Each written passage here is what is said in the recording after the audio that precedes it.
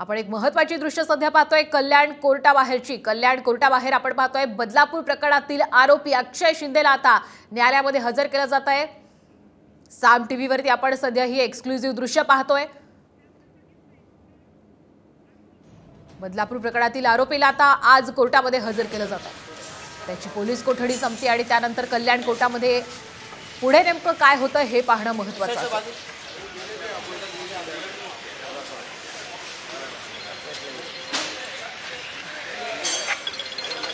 बदलापूर अत्याचार प्रकरणासंदर्भातली एक मोठी अपडेट आपण पाहतोय। या प्रकरणातील मुख्य आरोपीला आज कल्याण कोर्टामध्ये हजर केलेला आहे आणि आता या संदर्भामध्ये कोर्ट काय निर्णय देते थेट कोर्टाबाहेरून आपण ही महत्त्वाची आणि एक्सक्लुझिव्ह दृश्य सध्या साम टीव्हीवर पाहतोय। बदलापूर प्रकरणातील आरोपीची पोलीस कोठडी आज संपत आहे आणि या प्रकरणामध्ये पोलिसांनी वेगवान पद्धतीने तपास करायला सुरुवात सुद्धा केलेली आहे।